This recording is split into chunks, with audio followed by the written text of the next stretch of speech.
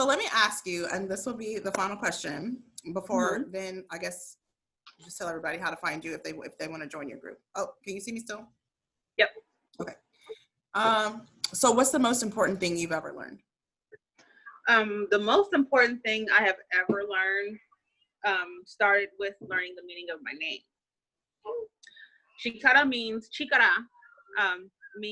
power or strength in Japanese.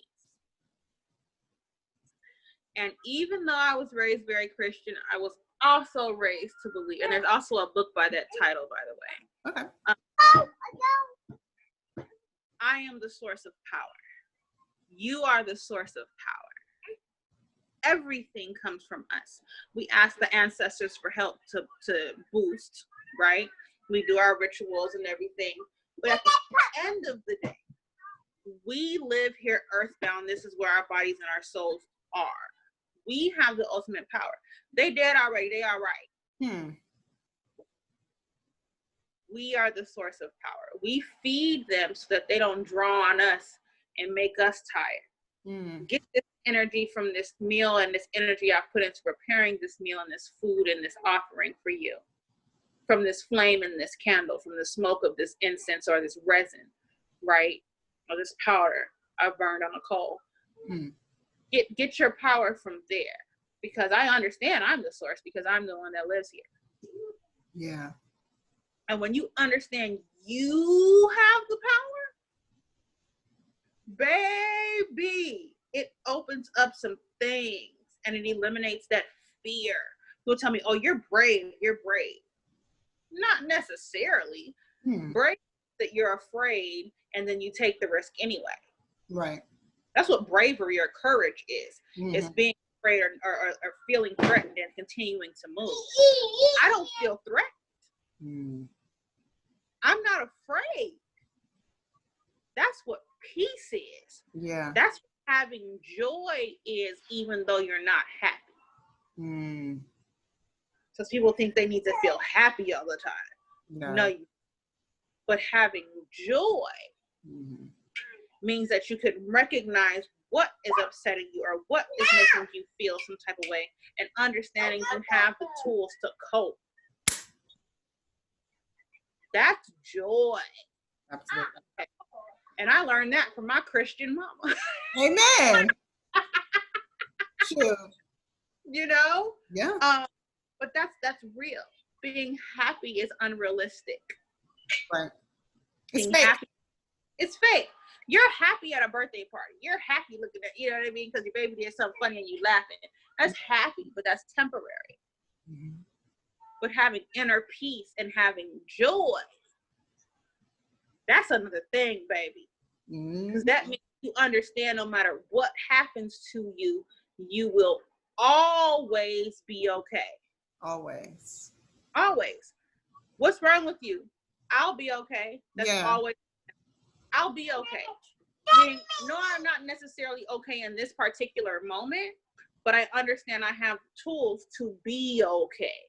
Right. And I'm comfortable doing the work necessary to be okay. That's inner peace. Unbothered people, it doesn't mean that they don't get triggered. Unbothered people, it doesn't mean that we don't get angry or have issues or just have regular ass life stuff that happens because we're earthlings right now. Things are going to happen, right? But understanding that it will be okay, without a shadow of a doubt, understanding it will come back around, and the flow of energy and the flow of things, that's why I'm not getting upset. That's why I'm unbothered. Because I understand I'm the power. Yeah.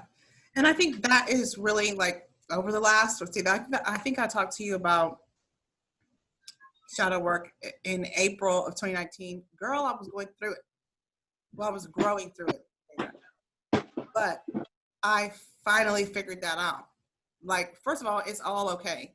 And just like you were talking about before, songs that, you know, people kind of discount secular music as support. But that is what I use, because a lot of those people being that creative, that is absolutely coming from higher power. Absolutely. Writing that And my number one guy, Stevie Wonder, first of all, he can't even see. So, you know, he's got sixth sense, you know.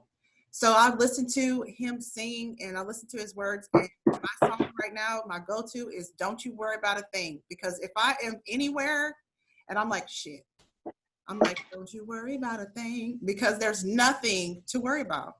Absolutely. And for me, it's what keeps my manifestations from hitting me. Mm-hmm. It's like a damn force field of bullshit that keeps me from seeing my shit. So I'm like, don't you worry. There's nothing to trip on. Not a thing, you know? Yeah. So tell everybody how to join your tribe. Okay, so for Candle Wishes, in order to join Candle Wishes, you will want to inbox me or you, actually, so that we can go ahead and shoot a friend request and vet the person that is requesting, right? And, you know, we do things, so we'll get to you as soon as possible. But you can contact me at the wasted as in your actual physical waist, WAISTED, the wasted witch on Instagram, right? You can go ahead and inbox me or DM, whatever you call it. I'm sorry, I'm old. DM me and let me know that you would like to be a part of this space. It is exclusively for Black women, and it will never change. I will always keep it a safe space, only for us. Girl, do your thing. You know, like everybody must do what they are called to do. You know, if that is your exclusive target, let that be it. Like, it ain't, fuck it. You know what I mean? Like, that's it.